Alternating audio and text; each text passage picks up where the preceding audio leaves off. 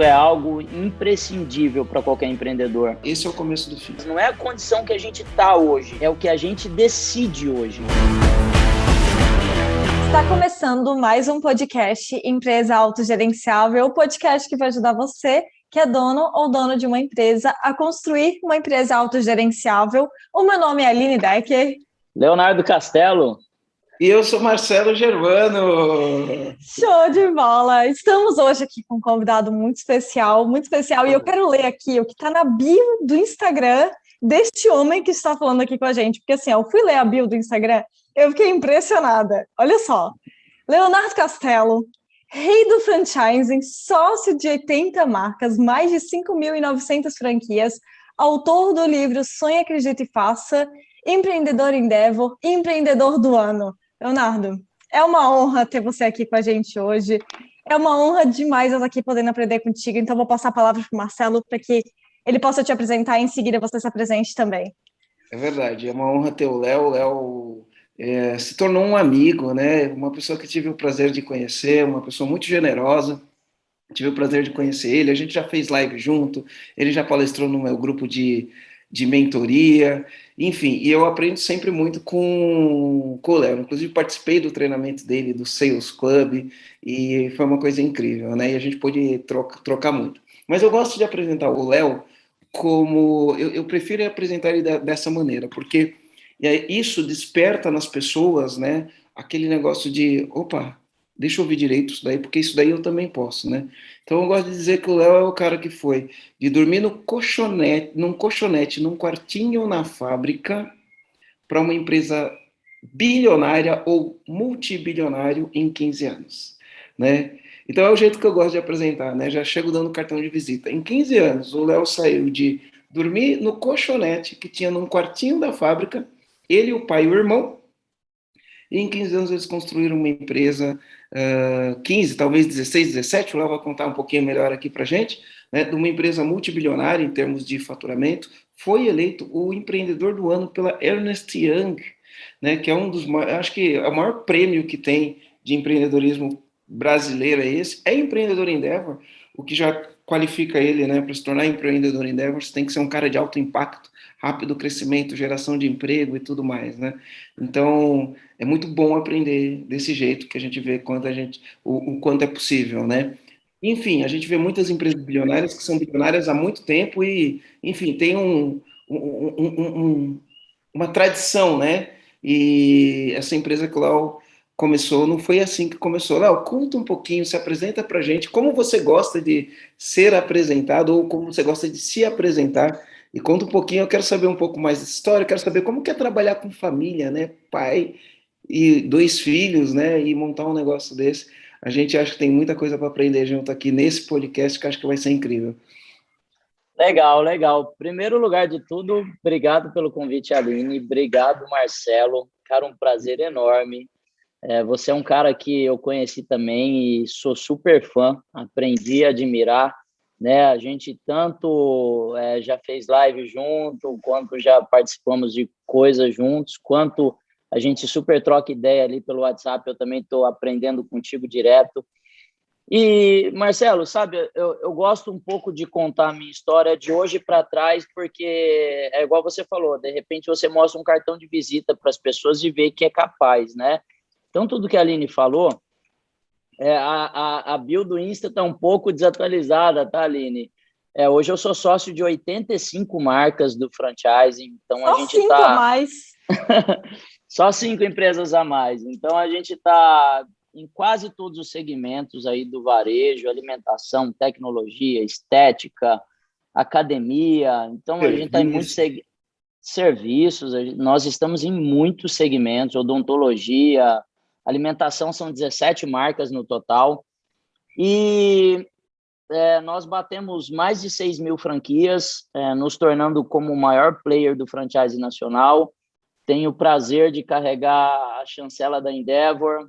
Endeavor, que eu fiz uma tatuagem, foi o primeiro empreendedor do mundo a fazer uma tatuagem da Endeavor aqui no ombro, eu e meu irmão.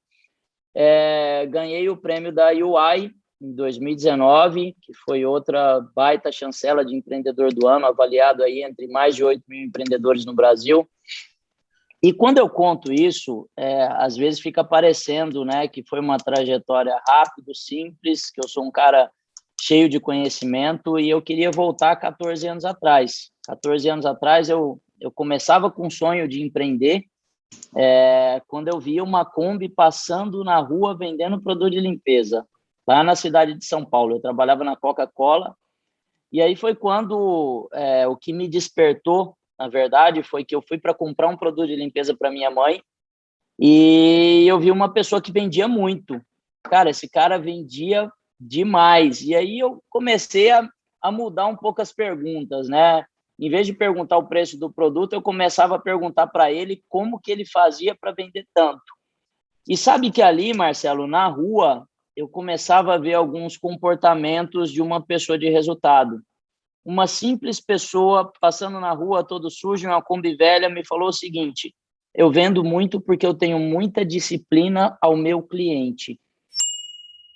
Sabe que em 14 anos, Marcelo, eu nunca ouvi ninguém me falar essa frase, eu tenho disciplina ao meu cliente. Ou seja, ele queria falar que ele atendia o cliente dele de forma sistemática, de forma metodológica, né? E aí a grande realidade com processo, né? E mesmo às vezes a gente sendo um empreendedor pequeno, a gente pode fazer as coisas direito, né?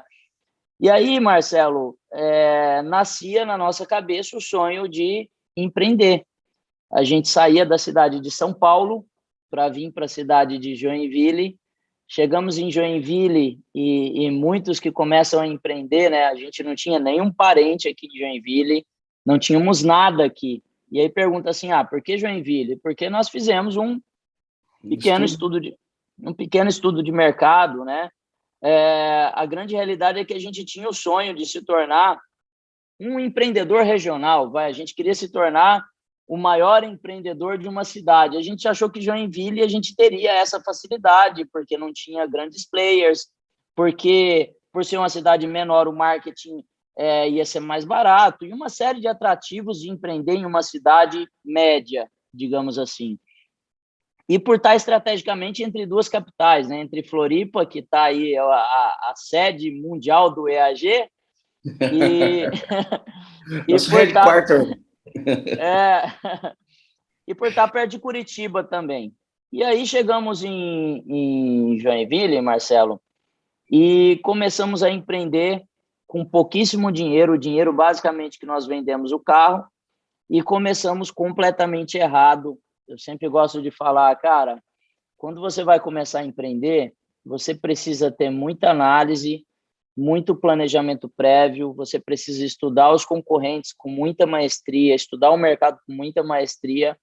E eu lembro que a gente já começou errado, olha só, queria até que você me desse um ponto de vista sobre o empreendedor que começa desse jeito, Marcelo. A gente começou... Eu tenho uma visão, já vou te falar. Olha só, a gente começou e pegou 70% do dinheiro que a gente tinha e construiu um pequeno galpãozinho, sabe por quê? Porque se a gente quebrasse, pelo menos tinha um imóvel. Então a gente foi lá e gastou 70% do dinheiro que a gente tinha, porque a gente tinha um plano B para a gente começar. E o que você pensa disso aí, Marcelão? Sobre ter um plano B ou sobre ter começado dessa maneira? Sobre ter um plano B. O plano B, ele demonstra que você não tem tanta confiança naquilo que você está fazendo, né? Então, você faz um plano B, né? Existem pessoas que falam hoje que você não tem que ter plano B, você tem que ter o teu plano e seguir o plano, né? E, enfim, né? São abordagens, né? Mas o que demonstra é o seguinte, vamos fazer isso. Se der errado, pelo menos a gente tem um imóvel. Significa que a tua confiança não é tão alta assim naquilo que você está fazendo. Porque é normal, o empreendedor, apesar de otimista, é normal ele ter medo, insegurança, né? E ele vai passar por momentos de incerteza. Então, isso é um sentimento normal. Igual você falou, a gente começou tudo errado, né? É assim, teoricamente, eu falo, é isso que diferencia o empreendedor das outras pessoas do mundo, tá? Teoricamente, alguém, para começar uma empresa, ele precisa ter um plano de negócios, ele precisa ter fluxo de caixa ou capital de giro para cuidar de pelo menos 6 meses da empresa, porque se não tiver capital de giro para 6 meses, você quebra antes de dar 6 meses da empresa. Enfim, né, você precisa de uma série de coisas que, teoricamente, você tinha que ter antes de começar.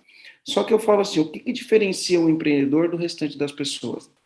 É que o empreendedor tem energia. Ele é diferente das outras pessoas, porque ele tem muita energia, né? E por ter muita energia, né, ele começa. Tem um livro que chama O Ciclo de Vida das Organizações. O autor é Ishak Adizes. Para mim, ele é um gênio, né? Ele analisou o comportamento das empresas entre começar a crescer e falir, né? E, enfim, morrer, porque as empresas morrem. Algumas empresas morrem, outras não, né? E aí ele fala o seguinte, ele fala que o empreendedor, ele é igual um avião na cabeceira da pista, né? Então, numa cabeceira da pista, o avião faz dois movimentos. Um primeiro movimento, eu acho que você sabe disso melhor do que eu, né? Eu sou leigo, não manjo nada de avião, mas, enfim, me contaram isso daí, e então eu acho que você sabe disso melhor que eu. Um avião na cabeceira da pista, ele faz dois movimentos. O primeiro movimento é um movimento de empuxo. Então, ele faz força, mas ele não sai do lugar. Faz força, faz barulho e não sai do lugar. E aí depois o cara vai lá e coloca o manche para frente, e aí ele faz um movimento de impulso. E ele começa, ele vai, decola, decolou, até chegar em velocidade de cruzeiro. A maior parte da energia do avião para ele chegar em velocidade de cruzeiro, do avião num voo, é gasto entre empuxo, impulso e decolar. É onde gasta a maior parte da energia. Depois que chegou na velocidade de cruzeiro, não gasta tanta energia assim. Então, empreender é a mesma coisa, né? Esse começo é onde você gasta a maior energia.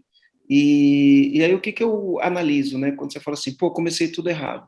É porque é o seguinte, se todos os empreendedores fossem fazer tudo certo para começar, a gente não tinha empresa nesse mundo.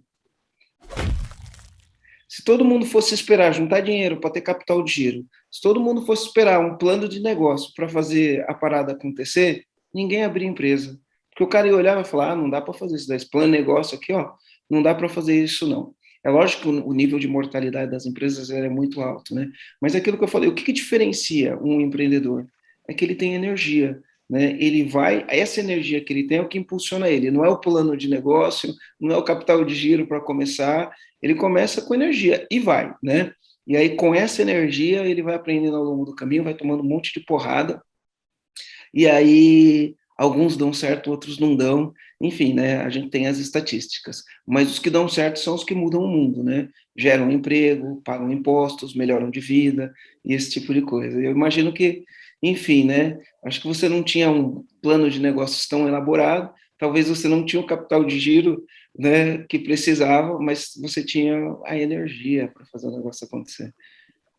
Marcelo, quando eu volto lá em 2007 que eu comecei, relembrando aqui, né, e acho sempre legal exemplificar, que eu me pego começando, para ser bem sincero, eu não tinha plano. Meu plano era ir para a rua e vender. Se você falar assim, Léo, qual que era a meta? Vender o máximo possível. Para ser bem sincero, vender mais que meu irmão, que a gente era muito, muito competitivo entre nós dois, né? Mas a grande realidade é que quando você começa as coisas sem plano e sem mensurar algumas dores que você vai ter, e hoje eu vejo o meu nível de maturidade versus o passado, né? Tudo que eu vou fazer, eu procuro planejar, eu procuro montar cenários, tá, mas se der errado, o que eu faço? Se der errado, eu procuro montar no mínimo 3 cenários. Se der errado assim, eu faço isso. Se der errado assim, eu faço isso. Se der errado assim, eu faço isso. E quando você vai começar, e muitas vezes nós somos muito bons tecnicamente em alguma coisa, e a gente acha, né, Marcelo, que ser bom tecnicamente em algo significa que você vai ter sucesso. Se você tiver um bom produto, significa que você vai ter algum sucesso. E aí eu me pego quando eu comecei, e eu venho aqui recordar algumas dores que eu tive, né? Porque eu montei um negócio de produto de limpeza que, teoricamente, eu não tinha ninguém na área de P&D. Ou seja, meu produto era uma merda, vai. Não era o melhor produto do mundo. Eu não tinha ninguém de vendas e, na prática, todos os negócios são de vendas, né? Eu já te falei isso algumas vezes em lives, em reuniões que a gente fez. Cara, eu não sabia vender. Eu era um engenheiro recém-saído da Coca-Cola que entendia muito de manutenção e de produção. E quando eu batia na porta de uma simples residência querendo vender o produto de limpeza, que era para mim fazer um contorno de objeção simples, né? Uma pessoa me falava assim, não, eu não quero. Eu não tinha técnica, eu não tinha método, eu não sabia contornar a objeção, ou seja, eu tinha uma empresa de produto de limpeza, que na prática era uma empresa de vendas, que eu não sabia vender. E aí eu tive que me desenvolver como vendedor. E hoje eu até falo, cara, que eu desconheço, viu, Marcelo, qual o grande empreendedor que não tem habilidade ou conhecimento de vendas. Isso é algo imprescindível para qualquer empreendedor. E aí, quando você passa a vender, você passa a entender outras dores. Cara, eu preciso entender minimamente de uma parte financeira. E quando eu digo minimamente, hoje eu vejo a complexibilidade do financeiro da minha empresa, né? É contas a pagar, é contas a receber, é fiscal, é controladoria, é contabilidade, é pessoas de conciliação bancária. E quando você abre o negócio, igual você falou, a grande realidade é que se o empreendedor entender a complexibilidade de um negócio grande, ele não quer crescer.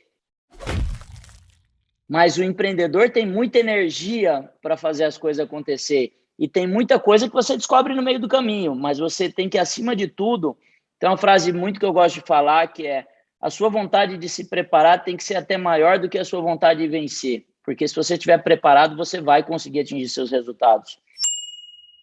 E eu fui um incansável, Marcelo, em todos os momentos de dores, em aprendizado. Cara, eu estou o tempo todo de copo vazio, o tempo todo. Eu estou conversando com todo mundo, contigo, com a Aline, com a menina do café, com grandes empresários. É claro que a gente sempre tem que procurar se balizar em pessoas que já realizaram algo que a gente quer realizar. Mas, acima de tudo, a gente tem que estar predisposto a ouvir, porque a gente sempre vai aprender com alguém, né? E no meio do caminho, eu fui aprendendo a vender. Eu tive muita dor, Marcelo. Cara, a dor de 6 meses depois que eu comecei o negócio, eu não tinha mais capital. Se eu tivesse feito um simples plano, eu já ia saber na prática que eu não ia ter capital e eu tinha montado um cenário, talvez pegar um dinheiro no banco, fazer alguma coisa. Mas a grande realidade é que eu não montei cenário nenhum. Quando o dinheiro acabou, que eu fui renovar o aluguel, o que eu tive que fazer? Eu tive que mudar para dentro do galpão. E quando eu mudei para dentro do galpão, Marcelo, eu descobri ali o que era a falta do carinho da família e o quanto isso faz falta, faz muita falta. Eu descobri o que era não ter uma roupa cheirosa e perfumada de uma casa. Eu descobri o que era dormir no chão. Eu descobri o que era passar frio. Eu descobri o que é, sabe, ter autoestima baixa. Eu descobri o que é tá no fundo do poço mesmo. E, cara, tem uma coisa que me acompanha, que eu acho que isso vai ser eterno. Quando você está no fundo do poço ali, é só você olhar para cima e não cavar mais, porque tem muita gente que está no fundo do poço e fica cavando, fica procurando, não bate no peito, não assume a responsabilidade. E o grande caminho para isso tudo é olhar para si e falar, cara, onde eu estou errando? Onde eu estou errando na minha vida, no meu negócio, nas minhas coisas, e aí se desenvolver, procurar mentor, que eu acho que foi o grande caminho aí da descoberta dos passos seguintes, né? Eu até falo, cara, dormir no chão não é duro. Duro é você olhar para frente e não saber o que fazer para sair do chão. Porque tá no chão, cara, você já tá lá. Agora, o que fazer para sair sem saber, sem ter ninguém para te aconselhar? E muitas vezes a gente fala aquele negócio, né? A média das pessoas, e tem gente que usa isso como piada, tá? Se eu tivesse uma média das pessoas que pensassem um pouco melhor que eu tinha saído mais rápido, mas eu não tinha ninguém para me aconselhar. Essa é a grande questão. E o que aconteceu nessa história aí que tu contou? O que aconteceu? Onde que você encontrou uma luz no final das contas? Eu fiquei bem curiosa aqui para ir conhecer um pouquinho mais a tua história e talvez os comandantes estejam ouvindo, saibam também. Eu queria entender como é que foi esse contexto. Como foi o ponto da virada, né? Eu tenho um ponto da virada, depois eu posso contar o meu ponto da virada, mas como foi o teu ponto da virada? Cara, tem uma questão, Marcelo. Teve uma vez que eu estava no centro da cidade e a Kombi quebrou comigo. E, cara, eu não tinha dinheiro para consertar, eu não tinha dinheiro para guinchar, E o pior de tudo, eu não tinha dinheiro para pegar ônibus para voltar. Sabe quando você desce, Marcelo, e você só sai caminhando, falando assim, cara, eu vou embora, eu vou para casa, mas você não sabe como vai ser amanhã. E eu lembro que cada passo que eu dava, Marcelo, eu estava mais decidido que eu não queria aquilo para minha vida. Sabe? E hoje aqui eu tive um treinamento para 70 novos vendedores que começaram. E hoje eu falo muito para as pessoas sobre decisão. Sabe? Não é a condição que a gente tem, que essa frase é até do Anthony Robbins, mas eu gosto muito delas, não é a condição que a gente está hoje, é o que a gente decide hoje. Então, quem tiver decidido a vencer, vai vencer. Quem tiver decidido, cara, a ficar na zona de conforto, a ter um resultado mediano, a ter um resultado medíocre, até falo, hoje em dia, eu já fui muito crítico para mediocridade, mas eu até acho que a mediocridade é uma etapa da nossa vida, sabe? Que precisa ter alguém para nos tirar desse caminho ou, de repente, alguém que nos vire essa chave, nos ajude a virar. Mas eu tomei a decisão, Marcelo, e a grande virada foi tomada de decisão. Cara, eu não quero, eu não aceito. E aí, quando eu não aceitei e bati no peito e assumi a responsabilidade, falei, cara, é comigo, eu não vou depender de ninguém para fazer o que eu tenho que fazer, eu passei a entender que eu precisava de estudar mais, que eu precisava de me dedicar mais em vendas, e a grande transformação momentânea daquele momento da nossa etapa de vida era vender mais. E quando eu passei a me dedicar nisso, eu passei a ter mais resultado e, como consequência, eu até falo, cara, a venda, ela transforma, a venda liberta, a venda muda a vida das pessoas e dos empresários. Quem cair essa ficha, tenho certeza absoluta que vai ter negócios aí de muito resultado. E depois vem as outras dores, né, Marcelo? Da gestão, mas a primeira dor a ser resolvida no negócio é a venda.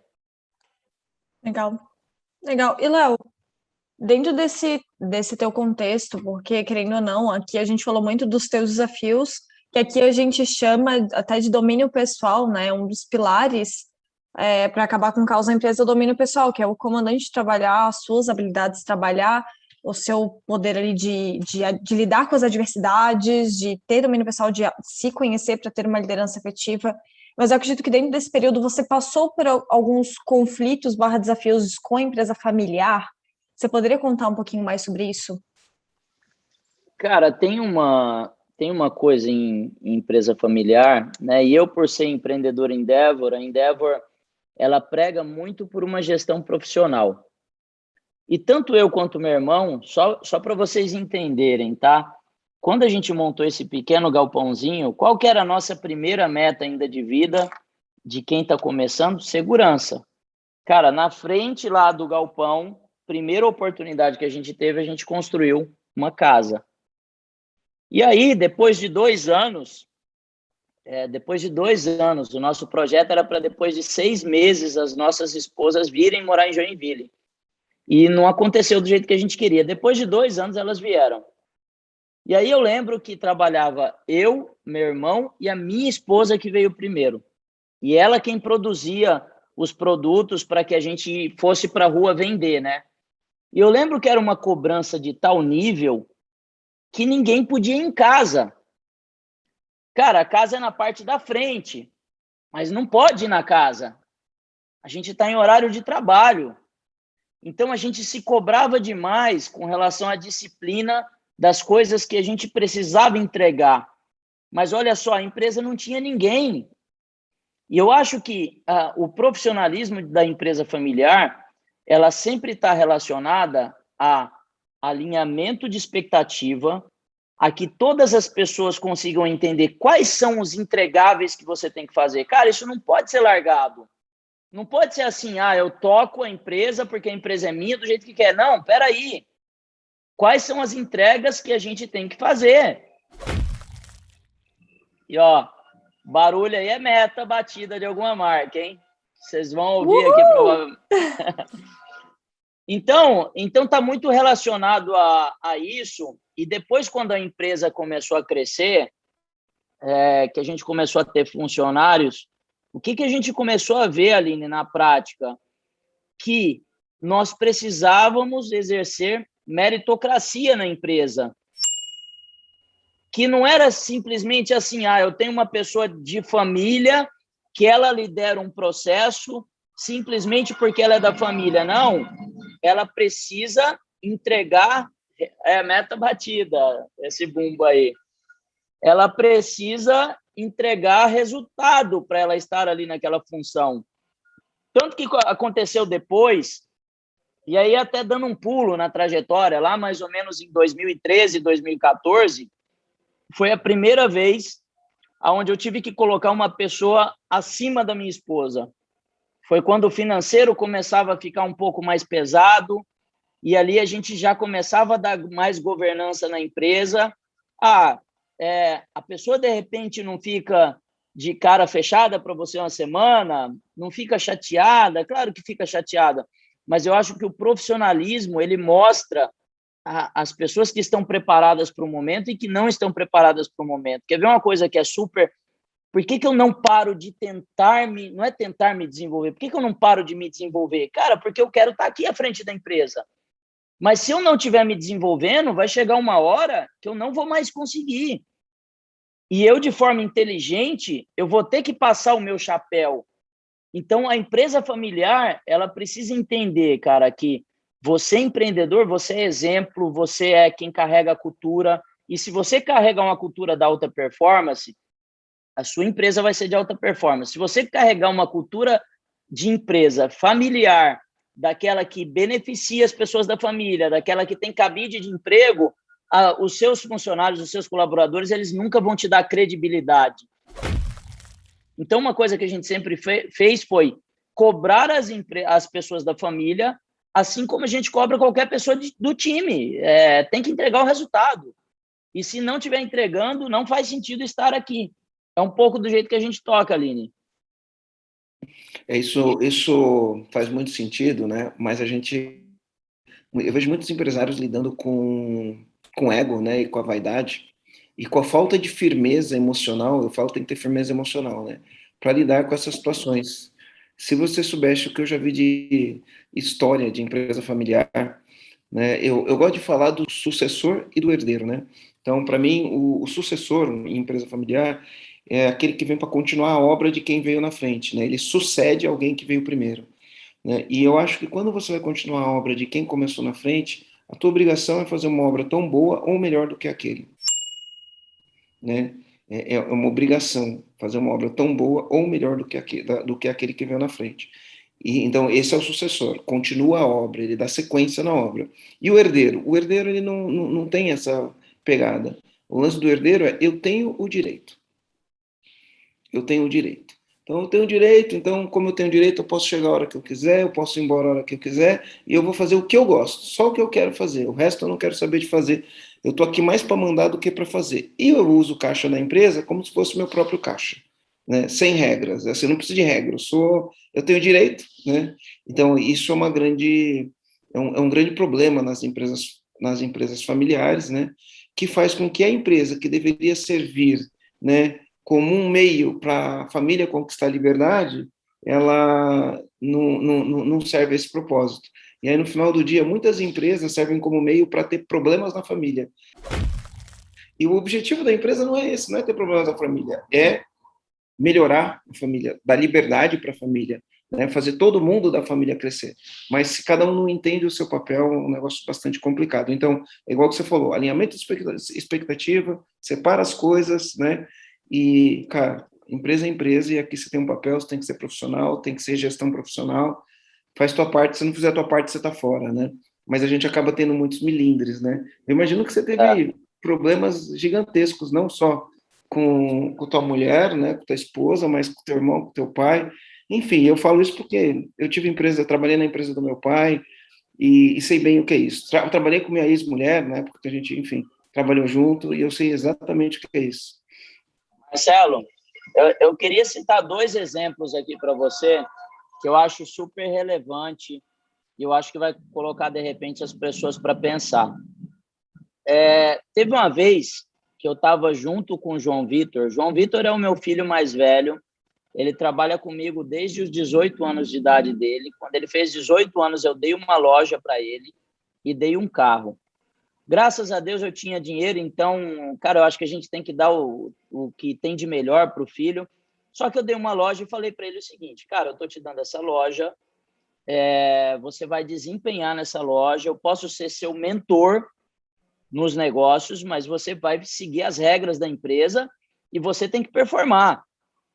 E aí, Marcelo, ele super performou, cara, foi um processo, sabe, super bacana, eu ajudei ele cresceu, evoluiu. E teve um dia que teve uma pessoa que falou assim, você que é o filho do Léo, e eu cheguei para ele e falei assim, cara, nunca deixe as pessoas te chamar de filho do Léo, porque se estão te chamando de filho do Léo, significa que seu nome não está sendo lembrado. Você precisa fazer o seu marco, que é basicamente o que você falou, Germano. Sabe, a pessoa tem que vir para fazer mais do que eu fiz. E eu acho que a pessoa precisa ter essa gana, tá? Meu pai é de alta performance, eu tenho que ser de alta performance também para mim ser lembrado pelo que eu faço. Primeiro exemplo que eu quero citar. Segundo exemplo, que teve uma vez que eu estava em São Paulo, capital, e, cara, para quem empreende no meio de franquia, eu até gosto de falar, cara, eu sou apaixonado pelo canal de franquia, mas é um canal complexo, porque é um canal cheio de sonho, cheio de expectativa, é um negócio da vida da pessoa, cara, e eu sou apaixonado por isso. Para quem me conhece sabe, eu adoro de ajudar pessoas. Aí eu estava em São Paulo, capital, e teve um franqueado que me ligou de Campinas, e ele pegou e falou assim, Léo, deixa eu te falar uma coisa, você está acabando com a minha vida. Me falou desse jeito. Eu falei, cara, por quê? O que aconteceu? O que está acontecendo? Ele falou, olha, você me vendeu um negócio, o negócio não performa e, sinceramente, eu estou muito decepcionado, não é isso que você prega. E aí eu peguei e falei, caramba, cara, deixa eu ver o que está acontecendo. E aí, Marcelo, eu sou engenheiro, cara, engenheiro adora trabalhar com número. Eu liguei na hora para o meu suporte, para as pessoas, e peguei e falei, cara, por favor, puxa para mim o CRM de tal e tal empresa, de franquia tal, que eu estou querendo entender o que está acontecendo. Pô, a gente está acabando com o sonho do cara, o que está acontecendo? E aí no CRM dele, Marcelo, tinha escrito assim, ele contratou, olha só, ele montou uma franquia que tem 4 pessoas. Ele colocou 6 pessoas da família. Ele colocou o pai, a mãe, e eu não sou contra colocar, muito pelo contrário, eu sou a favor de empresa familiar, eu adoro. Mas ele colocou o pai, a mãe e os 2 filhos. E aí o nosso consultor foi lá e pegou e falou para ele, olha, ninguém aqui está entendendo as funções, eu vou treinar as pessoas para que elas desempenhem. Aí treinou as pessoas, deu meta e ninguém entregava resultado. Cara, aí você tem 6 pessoas da família dentro de um negócio e ninguém entrega o resultado que tem que entregar, ou porque não tem a competência necessária, ou porque não tem os comportamentos de uma pessoa de resultado, cara, e volto a falar, tem uma coisa que eu aprendi no meio do caminho, Marcelo, CNPJ não tem coração, CNPJ, número não aceita desaforo. Cara, se você fechar no vermelho 3, 4, 5 meses consecutivos, você quebra, a empresa quebra, vai para o buraco. Então, as tomadas de decisões, muitas vezes elas têm que ser rápidas e no que diz respeito a ser uma empresa familiar, muitas vezes elas têm que ser duras. E, às vezes, você abdicar de não tirar uma pessoa da sua família que não está performando pode colocar em risco o seu CNPJ, que foi o que aconteceu nessa empresa. Então, é muito assim, quem tem empresa familiar tem que entender, cara, as pessoas que estão dentro de um negócio precisam entregar resultado. Se elas não estão entregando resultado, não faz sentido você ter as pessoas dentro do negócio. Não é isso, Marcelão, mais ou menos? É bem isso mesmo, né? O problema é a gente ter firmeza emocional, né? O comandante ter firmeza emocional para tomar as decisões e fazer o que precisa ser feito. Eu acho que esse é o maior desafio. Mas é bem isso daí que você falou. As pessoas precisam entender que, meu, família é família, os negócios são os negócios. Eu tenho uma frase que ela é meio forte, né? Na verdade, é um conceito que ele é meio forte, né? Assim, ó, o mercado, ele é hostil. Ele é hostil. E por ele ser hostil, ele exige que você seja bom naquilo que você faz. ele exige que você se adapte rápido, ele exige que você aprenda rápido, cada dia surge uma coisa diferente, o mercado exige que você esteja pronto para responder às coisas que surgem, tá? E aí eu gosto de falar um conceito que ele é um conceito um pouco forte, que é assim, ó, o mercado não quer saber se você é pai de família, não quer saber se você é temente a Deus, ele não quer saber se você tem um coração bom, ele não quer saber nada disso, tá? Se você tiver tudo isso e não desempenhar o teu papel, você vai se ferrar e o mercado não quer saber. Então, não adianta, né? Talvez alguma pessoa mais religiosa que esteja ouvindo o que eu estou falando, talvez ela fique um pouquinho chateada com o que eu vou falar, né? Mas aí é uma questão de entender o contexto do que eu estou falando, né? Porque no final do dia, todos nós temos um bom coração, independente do que acredita ou não acredita. Todo mundo tem um bom coração e todo mundo quer acertar, tá? Todo mundo quer o melhor para a família, né? Pelo menos eu acredito que quase todo mundo quer o melhor para a família.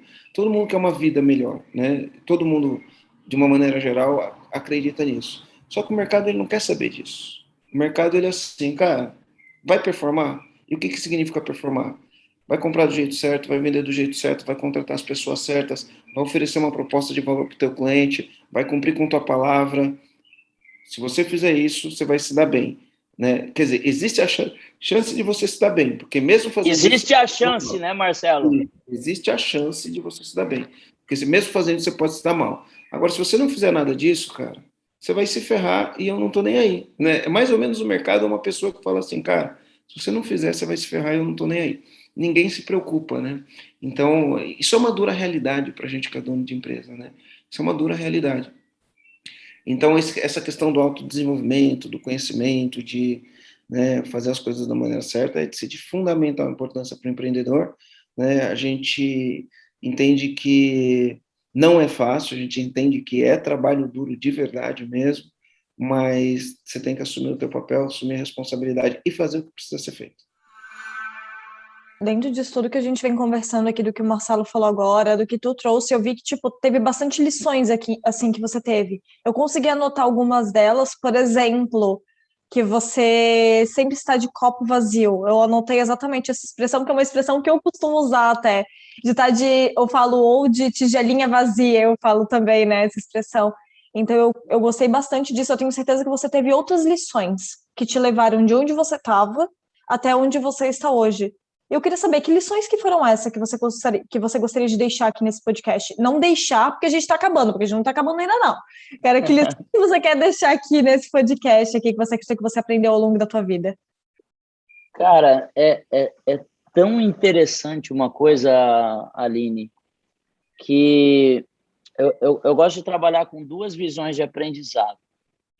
Uma que eu trabalho na minha dor imediata, e eu gosto bastante de trabalhar na dor imediata através de leitura, através de podcast. Então, eu vou nichado e focado. O que eu digo nichado e focado? Cara, eu estou nichado em aprender mais sobre marketing digital.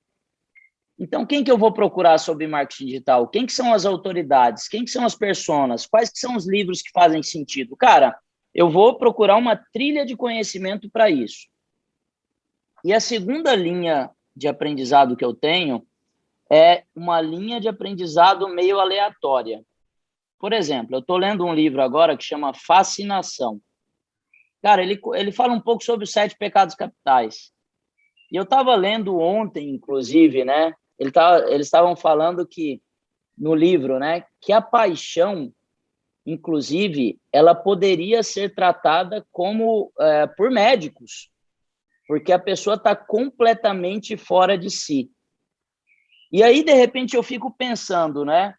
Se a gente, de repente, não fica tão apaixonado por algumas coisas que a gente não consegue, inclusive, se desapegar, coisas que não nos fazem bem.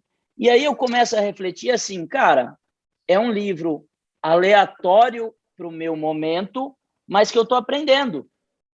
Então, eu sempre gosto de criar 2 linhas de entendimento. O que vai me nichar para a minha dor inicial, e aí eu vou atrás de podcasts, livros e mentores, e quais os assuntos aleatórios que me vão trazer conhecimentos para mim discutir. Por exemplo, se algum dia eu tiver em algum assunto, Marcelo, que está eu, você e tal, e tal, e tal, e tal, e a pessoa falar assim, tem tal coisa que fala sobre a paixão. Cara, eu vou conseguir conversar com vocês. Então, eu acho que o empreendedor, ele precisa entender de tudo um pouquinho. Cara, ele precisa estar numa roda para ele conseguir conversar. Se eu estiver numa roda com o Thiago Nigro, cara, eu preciso entender um pouco de financeiro, eu preciso entender um pouco de bolsa, senão eu vou ficar deslocado com relação ao cara. Quem é o grande especialista? Ele, mas eu preciso entender um pouco. Se eu estiver numa roda que as pessoas estiverem conversando sobre criptomoeda, eu preciso pelo menos conhecer um pouco sobre criptomoeda. Então, eu sempre procurei, dentro das minhas linhas de conhecimento, conhecer um pouco sobre todos os aspectos. Por isso, Aline, nos últimos 12 anos, eu li 600 livros, sabe? Isso me trouxe uma bagagem de, assim, conquistar muito respeito do meu time, mas não só pelas minhas atitudes, também pelas minhas palavras e pelo conhecimento que eu tenho. Então, eu acho que empreender no alto impacto, ele está muito relacionado ao conhecimento que você tem. Cara, tem até uma frase que eu uso lá no Sales, né? Nós somos escravos de tudo aquilo que nós não sabemos. Tudo aquilo que a gente não sabe nos deixa escravo de algo, nos deixa sem saber se movimentar. Igual quando eu estava lá no chão do galpão, cara, tá no chão é ruim, mas o que eu faço para sair fora dessa inércia e dar o próximo passo? Então, é muito do que eu acredito, Aline, que a gente tem que estar atrás de conhecimento, o copo vazio o tempo todo, e ter trilhas claras de conhecimento. Ô Léo, olha só, né? Então, nessa trajetória tua aí, você buscou muito conhecimento para lidar com diversas situações, né? E aí você cresceu, algumas coisas aconteceram porque foi sequência do que você estava fazendo, e algumas coisas imagino que aconteceu de forma inesperada, né? Então, apareceram oportunidades e você soube aproveitar essas oportunidades. O que você acredita que é um fator para que, quando apareça uma oportunidade para quem está aprendendo, poder aproveitar a oportunidade? É porque tem um negócio que é bem louco, assim, né, Marcelo? Porque eu até gosto de falar, eu lembro que tem uma live que eu fiz no Face na época, aquelas épocas que a gente ficava falando para a gente mesmo, que tinha 30, 40 pessoas ouvindo, depois eu quero até procurar isso, que eu lembro que eu falei assim, cara, eu sei exatamente quem são as pessoas que eu vou estar daqui 5 anos, quem são as pessoas que vão estar perto de mim daqui a 5 anos. E eu filtrei, Marcelo, por perfil, por comportamento e quem que seriam essas pessoas. E eu estou aqui hoje contigo porque eu criei isso numa tomada de decisão há 5 anos atrás. Quando eu falo assim, cara, hoje eu tenho no meu celular grandes empresários, né? Muitos empresários no meu celular que eu ligo e eu troco ideia e eu peço opinião, foi porque eu desejei isso e eu criei as minhas oportunidades, eu criei as minhas coincidências. Então, eu acredito muito que, cara, todos os dias a gente tem muitas oportunidades, mas muitas vezes a gente não está preparado para aquele momento. A gente olha, mas nós não olhamos com um olhar de visão. Nós simplesmente olhamos, mas a gente não está preparado para observar o que tem por trás daquilo ali. Então, eu acho que a leitura, a preparação, estar inserido e conversando com pessoas boas, te fazem enxergar o que outras pessoas não enxergam. Cara, a gente foi tão inovador em muitas coisas no franchising, né?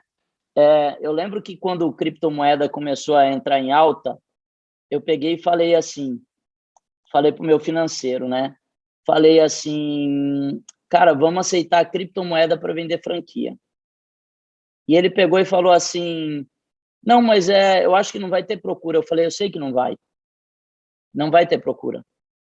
O que eu quero é jogar a empresa para a mídia, para outras pessoas nos procurarem, para comprar não através de criptomoeda, mas para entender porque essa notícia sairia. Então, de repente, através de uma simples coisa que você faz, você consegue enxergar oportunidades que outras pessoas não enxergam.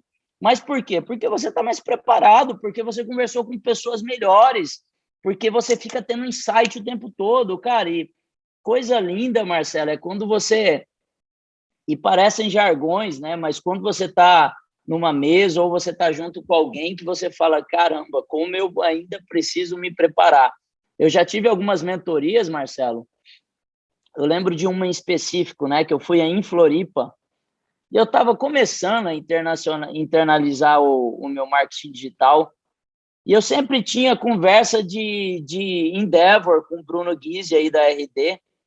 E aí eu falei, Bruno, chega de conversinha de tomar cerveja junto, eu quero uma mentoria. Quero uma mentoria formal, eu vou aí para falar contigo. E aí eu lembro que eu fui para a RD, cara, eu me voltei de lá, Marcelo, eu voltei me sentindo um burro. Mas é uma sensação deliciosa, porque você olha para uma pista que você fala, cara, olha o tanto de oportunidade que eu tenho e eu não estava conseguindo enxergar. Então, eu acho que muito de conseguir enxergar está relacionado ao conhecimento que a gente tem. De novo, eu acho que sempre a gente vai bater, Marcelo, conhecimento e execução, conhecimento e execução, conhecimento e execução, conhecimento e execução. Se você fizer isso incansavelmente por anos, qualquer um vai construir coisas gigantescas. Uma coisa interessante, Léo, que você falou, e aí eu lembro da minha história, né?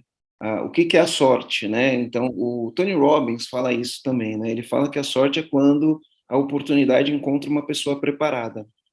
Isso é sorte, né? Ele não fala exatamente com essas palavras, mas o que ele quer dizer é isso. E aí eu tenho um caso disso daí, eu tenho um exemplo como isso. Logo quando eu comecei a dar a volta por cima, né, enfim, a gente também tem uma história que começou e quebrou em 6 meses, né? Mas em algum momento a gente começou a dar a volta por cima. Logo quando a gente começou a dar a volta por cima, então a gente arrumou um grande cliente, e por ter arrumado um grande cliente, isso abre portas nos outros clientes. Mas o que aconteceu? Eu cheguei num grande cliente que ele já tinha 2 fornecedores que faziam a mesma coisa que eu fazia. Já existiam 2 fornecedores lá dentro que já estavam lá e faziam a mesma coisa que eu fazia. Quando eu cheguei, eu fui entender o problema do meu cliente. E aí, ao entender o problema do meu cliente, pelo conhecimento que eu tinha, eu falava, pô, mas isso aqui é fácil de resolver, por que você não resolveu ainda?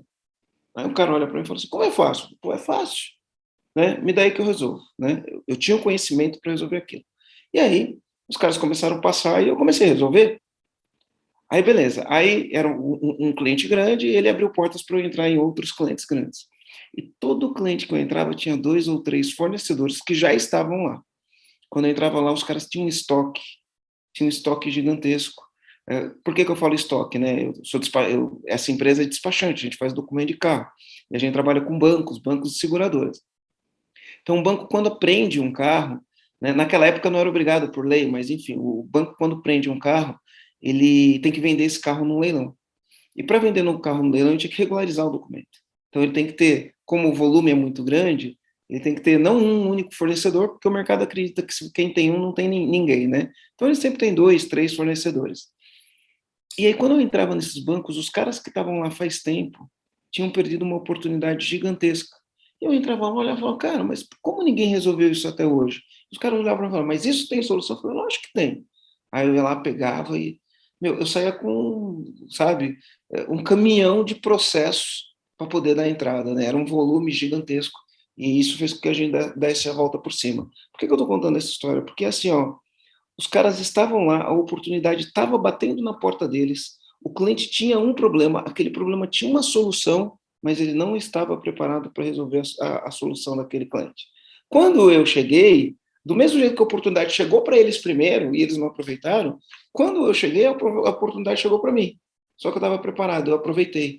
Então, vamos dizer assim, eu dei sorte, né? E aí isso fez com que, enfim, a gente desse a volta por cima e conseguir esse resultado. Então, eu acho que um grande ensinamento aqui com um exemplo prático, né? O que é sorte, né?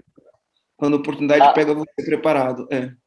A Cris soltou uma frase, a Cris Arcangeli, né? Que é uma pessoa que eu conheci esse ano, cara, e fiz uma amizade tão forte com ela. Né? Em algum negócio? Como que é? Ela é sócia em um negócio nosso de estética, né? E é uma pessoa carinhosa, caridosa, empreendedora. E a Cris soltou uma frase esses dias que eu gostei bastante. Ela falou, Léo, todas as vezes que a sorte me encontrou, ela me encontrou trabalhando.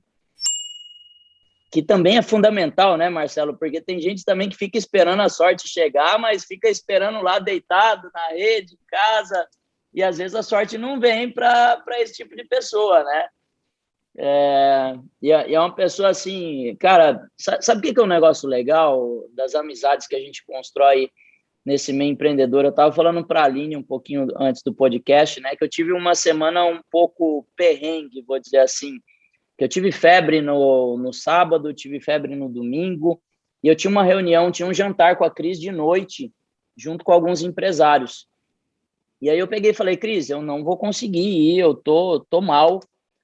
Cara, e a Cris na segunda-feira de manhã me perguntou como eu estava, me perguntou na quarta, me perguntou na quinta, e hoje de manhã ela me mandou uma mensagem de novo. Léo, como você tá? Tá tudo bem contigo? Como que tá as coisas? Já tá conseguindo tocar a empresa? E, cara, é tão bacana quando você tem um amigo, seu empresário, que deseja seu bem, sabe? Que quer crescer junto contigo e que te acompanha e que tem carinho por você, e o mesmo carinho é recíproco, assim, sabe? Eu tenho uma preocupação enorme com as pessoas que estão junto comigo, com os meus sócios, com os meus franqueados. Eu acho que quando a gente deseja o bem, né, Marcelo, não tem nada mais forte que a lei do retorno, né, cara? Ela vem de um jeito muito forte. Que legal. Ô, Léo, você tem um livro, né? Então, eu recomendo aqui. Eu comprei 50 livros do Léo, que é o Sonho, Acredita e Eita! Faça, né? E tá aí atrás isso, tá aí atrás, né? E quais são os princípios do livro? O que tem lá como pilares fundamentais nesse livro? Cara, vamos lá, Marcelo. Quando nós fizemos o livro, e tem uma coisa que eu gosto bastante, todo mundo que entra aqui na empresa, eu conto a minha história de vida.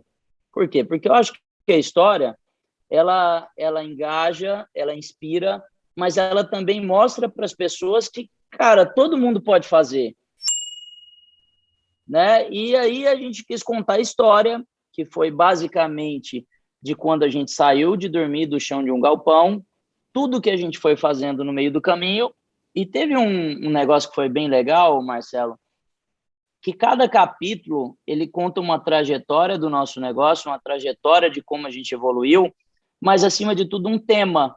Então, o que a gente foi fazendo? Nós fomos trazendo mentores no meio do caminho.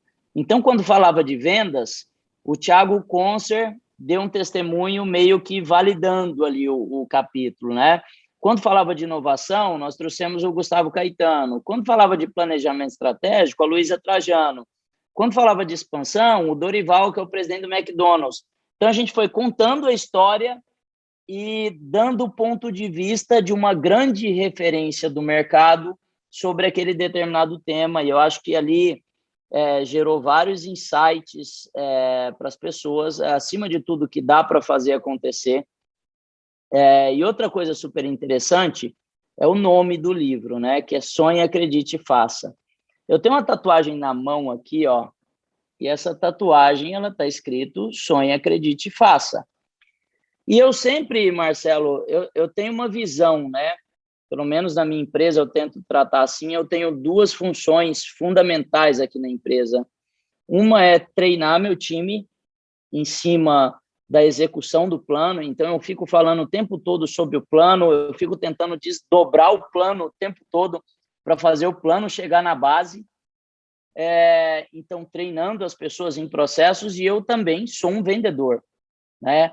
Eu me descobri como vendedor e eu me considero assim, eu sou um empresário, mas eu sou vendedor. E quando eu trago essas bases para dentro do meu negócio, para dentro da minha empresa, eu converso com muitas pessoas durante o dia. E eu sempre que eu conversava, no meio do caminho, você conversa com pessoas que, de repente, estão desanimadas, estão desiludidas, que não acreditam. E aí eu fiz essa tatuagem e eu estendi a tatuagem assim na frente da pessoa, em cima da mesa, né? E eu falava para a pessoa assim, leia aqui na minha mão. E aí a pessoa falava, né? Sonhe, acredite e faça. Eu falei, pois é, cara, se você está nesse momento de vida, ou você está deixando de sonhar, ou você está deixando de fazer, ou você está deixando de acreditar. Então, são três vertentes que eu acho que tira a pessoa, de repente, de um momento ruim que ela está passando, né? E a tatuagem foi para isso que acabou virando livro. Mais meta, mais meta. Que top, Léo. Léo, eu queria trazer um ponto aqui. Você mencionou um pouquinho aqui do livro, mas é algo que eu já ouvi você falando quando você conversou com o nosso grupo de empresários aqui, o Comandante de Alto Impacto, né, que é nosso grupo mais seleto de empresários. Eu lembro de você falar, isso me marcou muito. Isso foi ano passado, se não me engano, em agosto do ano passado, em julho do ano passado. Você falou algo que foi muito forte, que foi tipo o quanto você dedica tempo em desenvolver pessoas, de desenvolver um time excepcional. E eu queria que você falasse um pouquinho sobre isso, assim. E eu lembro de uma frase que você falou, é que não vai ser com um time meia boca, né, com um time fraco, que você vai construir realmente uma empresa forte, uma empresa que cresça, uma empresa que tenha uma marca que seja lembrada. Eu queria que você falasse um pouquinho sobre isso. Cara, e de onde que vem essa base, né, Aline? Quando lá que a gente não sabia vender, todos os dias, o que salvou a nossa empresa? Eu, meu irmão e meu pai, a gente se reunia todos os dias para treinar. Porque naquela época não tinha YouTube, não tinha tantos canais de informação. Então a gente se reunia e a gente tinha vários insights. Então, há 14 anos consecutivos, eu dou 1 hora da minha empresa para as pessoas treinarem. E, cara, eu falo para vocês que isso muda todo o jogo, porque eu gosto muito de fazer uma analogia. Cara, se um médico para ficar bom leva 12 anos, se um advogado para ficar bom leva 8 anos de faculdade, entre pós, OAB e etc., e de repente a gente coloca uma pessoa na empresa e dá uma palestra ou faz um treinamento, um simples treinamento, e acha que a pessoa vai ficar boa com 1 hora que você fala. Então, eu acredito muito em frequência, constância, energia e tudo isso diariamente. Ter constância de treinamento. Sabe por quê? Porque o treinamento te deixa mais forte. Cara, eu sinto isso olhando para o meu time. Quer ver um negócio que é muito simbólico para mim? Ontem eu fui treinar uma equipe de novos vendedores, né? Que eu falei para vocês que está começando 70 vendedor novo. Aí eu olho para a feição deles, pessoal, tudo assustado, mas assustado mesmo, assim, sabe? Você começa a passar o conteúdo, mas de onde vem o assustado? Falta de confiança, sabe? E aí é tipo assim, ó, se eu fizer assim, ó, bu, o pessoal sai correndo. Quando você pega um vendedor que vem sendo treinado todo dia, 1 ano consecutivo, cara, você pode bater no peito dele que ele fica. Ele está autoconfiante. Você pode chegar junto dele, pode dar murro na mesa, ele não vai arregar. Esse cara, ele tá preparado, ele não está preparado para vender, ele está preparado para uma guerra. E eu sempre gosto de falar aqui, Aline, que nós preparamos todo o nosso time para cenário de guerra.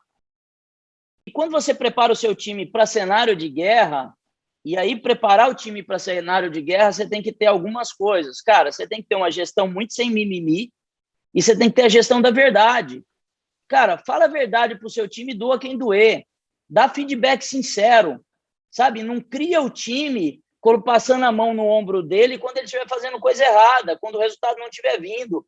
Quando o resultado não está vindo para a empresa, tem que ficar pé da vida. Tem que ficar e tem que criar esse espírito no time. Não é de você ir lá e deixar o time pé da vida, é do time estar pé da vida porque não está conseguindo atingir algo que ele treina todos os dias. Então, só o treinamento consegue dar isso. E aí eu vejo assim, que é a frase que eu falei lá no dia do EAG, que tem empresários que querem ter um time que bate meta 100%, mas ele treina 60%. Ele tem um líder 70% e ele quer que o time seja 100%, e nunca é. Cara, é igual lavar a escadaria, de cima para baixo. Vem do empreendedor para a liderança, da liderança para o time, até chegar no nível mais baixo. Se o exemplo não vier de cima, se você não pregar treinamento, o seu time não vai treinar. Cara, tem um testemunho, Marcelo, que eu fiquei arrepiado no dia e eu fico arrepiado quando eu vou contar. A gente aqui prega muita leitura. Demais, demais, demais, demais. Por quê? A leitura transformou a minha vida. A leitura transformou a vida de vários vendedores que eu tenho. E a E minha aí tem também. uma vendedora, e a de E a minha muitas família pessoas, também. as que acreditam nisso, né? Sabe de onde que eu tirei essa informação, Marcelo? Quando a gente olha e vê que os principais CEOs do mundo leem 4 livros por mês. Cara, se eu quiser ser um cara desse, eu preciso fazer igual. E aí, Marcelo, esse processo de transformação, teve uma vendedora nossa que foi dar um testemunho, que ela pegou e falou assim, pessoal, não foi um testemunho para mim, foi um testemunho para todos os vendedores. Pessoal, eu pelejava com os meus filhos, sabe? Os meus filhos não queriam estudar, um de 10 e um de 8 anos. E eu falava para eles, filhos, o ensino é o futuro de vocês, é onde vocês vão ter uma profissão, aquelas conversas de pai para filho. E aí ela pegou e falou, Léo, quando eu comecei a fazer leitura dentro de casa, os meus filhos começaram a estudar mais. E, cara, para mim, eu fico arrepiado com isso, sabe por quê? O principal exemplo, ele vem do líder. Líder, não cobre treinamento se você não treina. Não cobre alta performance se você não é alta performance. Não cobre aquilo que você não faz, o seu time não vai fazer. Ele é reflexo seu. O líder é reflexo... Esse é o nosso jargão, né, Léo? A gente fala, a empresa é um reflexo do dono. O líder é reflexo do liderado. Pronto. E é simples. É simples, né? É simples. Mas as pessoas insistem em achar que você vai ser um empresário medíocre, que não se dedica. É igual você falou no início, Marcelo, uma coisa, né? Mistura o caixa da empresa com o seu caixa pessoal. Cara, você acha que o seu cara do financeiro vai cuidar do seu dinheiro se você não cuida? Ô, Marcelo, sabe quando eu tive um choque? Acho que era lá em 2012, 2013. Eu liguei para a empresa, eu estava lá em São Paulo, né, cara? Aí eu peguei e falei assim, eu preciso que transfere R$500 para minha conta. E aí o financeiro falou assim, para quê? Cara, aquilo me deu um treco assim, que eu falei assim, como assim para quê? Só que na hora que eu falei como assim para quê, eu falei, cara, que bom que meu financeiro está se importando com o dinheiro que eu estou tirando da empresa. E às vezes, cara, eu vou em franquias que o cara fala assim, não, o almoço é por minha conta. Eu só vejo o cara e vai lá no caixa e pá, e pega o dinheiro e mete no bolso e não conta, não sabe. Cara, não funciona. Não funciona. Nenhum negócio funciona se você não gerenciar ele depois da vírgula. E eu fui aprendendo isso com o tempo, né, Marcelo? Já fui um empresário displicente financeiramente com número, mas confesso para você que não sou mais e não acredito que funcione. Eu acho que não funciona. Eu também, e, enfim, eu acho que eu teria uns 4 exemplos aqui de coisas que eu vi ultimamente de empresários que dão desculpinha para misturar as contas pessoas físicas com as contas da empresa e ferrar tudo, né? E aí não adianta, né? Você ferra tudo, né? Eu vejo um monte de gente fazendo isso, arruma desculpinha, e não é só para isso, né? É em todos os aspectos, né? Aquele lance que a gente falou da empresa reflexo do dono, ele é fundamental, né? Então, a gente olha as pessoas que têm sucesso e pensa que elas não passam perrengue, né? Mesmo tendo sucesso, a gente também passa perrengue. Cada perrengue que a gente passa é uma oportunidade de aprendizado que a gente tem. Então, a gente não para nunca, a gente não para nunca. Eu tive um mentor, que foi o Michael Gerber, o autor do livro O Mito do Empreendedor, e ele tinha uma frase que era assim, né? Olha, cara, não importa o nível que tua empresa esteja hoje, hoje, a tua empresa precisa de você de mais habilidades do que o que você tem. E o que acontece quando você desenvolve essas habilidades? Tua empresa cresce. Só que quando tua empresa cresce, ela vai exigir de você mais habilidades ainda. E aí, o que acontece quando você desenvolve essas habilidades? Ela cresce mais. Isso não termina nunca. Até o dia que você fala, cara, cansei desse negócio de desenvolver novas habilidades. Já fiz o suficiente, já aprendi o que precisava. Aí ele fala, esse é o começo do fim. Quando você cansa de aprender, né? Quando você cansa de aprender porque você acha que sabe tudo. Esse é o começo do fim, né? Porque a tua empresa vai precisar de novas habilidades, você não vai desenvolver, ela vai estagnar, né? E aí a gente fala que no mundo dos negócios, ou a gente está crescendo, ou a gente está morrendo, né? Então, essa questão do foco, essa questão do estudo. É assim, ó, onde eu vou, eu tenho um livro comigo. Onde eu vou, tem livro que eu leio 2 vezes, tem livro que eu leio 3 vezes, tem livro que eu leio 4 vezes, né? Porque a gente precisa fixar o conhecimento. Eu também adoro essa visão de ler mais de uma vez, Marcelo, porque o aprendizado na primeira é uma e a sua percepção na segunda leitura é outra completamente diferente, né? Eu adoro fazer isso também. Que legal. Eu anotei bastante. Pode falar, Léo, vai lá. Não, eu ia até falar que, para mim, o maior exemplo, né, Marcelo? Você teve lá no Sales, depois o nosso time foi aí pegar uma mentoria contigo. Eu, mês que vem, vou estar lá no acelerador com o Marcos Marques. E aí o Marcos pegou e me falou, pô, cara, que turma ilustre, o Jean Guier também vai estar lá. Cara, para que o Jean Guier precisa estar numa turma de imersão? Ele já é bilionário. Então, assim, cara, cada vez que eu vejo uma pessoa assim, eu me inspiro mais. Você sabe por quê? Porque quanto mais a gente aprende, igual você falou, cara, mais a gente deseja, mais a gente quer fazer. E, cara, e não é pelo dinheiro, e não é hipocrisia de falar que não é pelo dinheiro, é pela realização, pelo ecossistema, é para ajudar, é para empreender no alto impacto, é para fazer algo maior. Opa, ao vivo pode cair o fone? Pode, né? Pode. Legal. É verdade. Que Então, top, Léo. essa constante aqui é uma coisa que vai estar aqui na nossa rotina, não termina nunca, e a gente está sempre aprendendo, né? Então, tá com os olhos abertos para aprender coisas novas, e não é só aprender também, né? Aprender e aplicar. Eu gosto de falar que inteligência é diferente de sabedoria, né? Então, quando você lê um livro, você fica mais inteligente. Quando você aplica aquilo e aprende, você vai tendo experiência, e conforme quanto mais experiência você tem, mais sabedoria você tem de saber o que funciona e o que não funciona. Né? Então, boa. Show de bola. Não, Aline, a gente falou sobre várias coisas que você aqui. pegou aí. Me fala os comandos, Aline. Bom, acho que o primeiro, para mim, eu tenho uma coisa aqui que você falou que para mim foi bem legal, que você falou de estudar, você estuda 2 coisas sempre, que você estuda qual que é a sua dor imediata, e eu me vi muito nisso, assim, que é estudar a dor imediata, né, mais nichado, mais focado com as coisas que você está precisando agora, o teu desafio que você tem agora, e estudar coisas aleatórias. Meu, isso é muito legal, porque eu sou muito dessa, tipo, um podcast.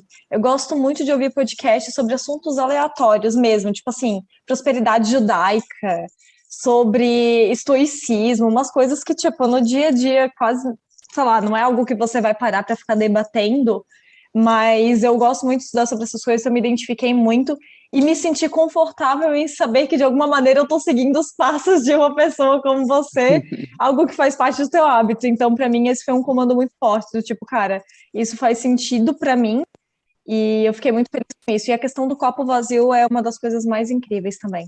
A questão de estar com o copo vazio e aberto para aprender. Acho que esses 2 comandos, para mim, foram incríveis. Você sabe que tem um outro pilar, Aline, que eu acabei não falando aqui, que eu sei que os comandantes aí do Germano seguem muito ele, e eu também sigo o Germano, e sempre a gente se inspira, né? É a questão da gente cuidar muito da nossa saúde e do nosso corpo, cara. E isso eu acabei não falando, mas eu sei que o Germano segue muito isso também. Cara, eu sou muito disciplinado no que diz respeito a treino e alimentação. Não tem como você ter alta performance. Cara, o que eu chamo de alta performance? Muitas vezes a gente tem que passar 10, 12, 14 horas trabalhando, muitas vezes em viagem, muitas vezes em reuniões importantes. E, cara, eu não posso chegar numa reunião depois de um dia exaustivo, 8 horas da noite, com cara de morto. Eu preciso continuar com o meu pique até o final da minha jornada diária. Então, isso é muito importante e se eu puder dar uma dica para empreendedores, né? Tenha uma rotina disciplinada e eu tô cansado de ver desculpinha, sabe? Eu não tenho tempo. Cara, tempo é prioridade. É a prioridade que você dá para o determinado tema. Então, eu fiz uma agenda para mim, uma agenda disciplinada. Eu tenho horário para treino, eu tenho horário para leitura, eu tenho horário para alimentação, eu tenho horário para minhas reuniões, eu tenho horário para conselho, eu tenho horário para tudo.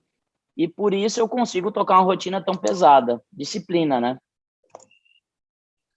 Topíssimo, topíssimo. E Marcelo, qual foi o comando que você pegou?